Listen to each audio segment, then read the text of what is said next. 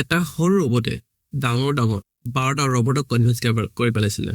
Artificial intelligence ই কিমান ভয়ানক হ'ব পাৰে বা ই মানুহৰ বাবে কিমান সুবিধাজনক হ'ব পাৰে।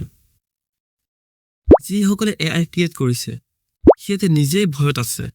সিহঁতে কৈ আছে যে AI কিছু সময়ৰ কাৰণে ৰখাই দি যাওঁ। এটা সৰু ৰবটে ডাঙৰ 12টা ৰবটক কনভিন্স কৰি পেলাইছিলে।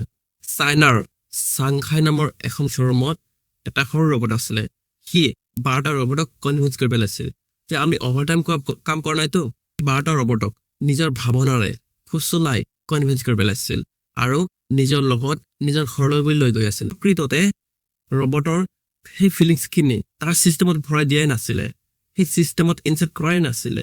তেন্তে এবাৰ ভাবকচোন AI ভৱিষ্যত কিমান ডেঞ্জাৰাছ হ'ব পাৰে বা কিমান ডেঞ্জাৰাছ পৰ্যায়লৈকে যাব পাৰে। আৰু এটা ডাঙৰ ইনফৰমেশ্যন দি আছোঁ। চাওক, মই ইয়াত বহি যে আপোনালোকক কথাখিনি কৈ আছোঁ, এইখিনিও মোৰ ঠাইত বেলেগক ধুনীয়াকৈ বহুৱাই অপজিট কথাবিলাক কৈ দিব পাৰে। এনেকুৱা কথা কৈ দিব পাৰে যাৰ কাৰণে এটা মুহূৰ্তৰ ভিতৰত মোক এৰেষ্ট কৰি লৈ যাব পাৰে আমাৰ দেশৰ কাৰণে, বা নিজক দেশদ্ৰোহী বনাই দিব পাৰে। ভিডিঅ' ক্ৰিয়েট কৰাৰ প্ৰয়োজন নাই। ডিপ ফেক নামৰ এখন AI আছে য'ত নেকি ভিডিঅ' নিজে জেনেৰেট কৰিব। মানুহৰ প্ৰাইভেট ভিডিঅ'বিলাক নিজে ক্ৰিয়েট কৰিব পাৰিব, যি ইচ্ছা তাকে কৰিব পাৰিব।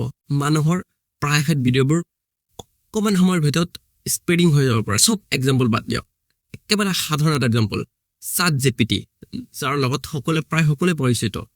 ChatGPTক এবাৰ সুধি চাওকচোন, ChatGPT কি কয়?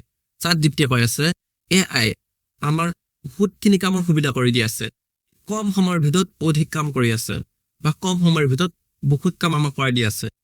কি হ'ব পাৰে? মানুহৰ জবলেছ হৈ যাব পাৰে।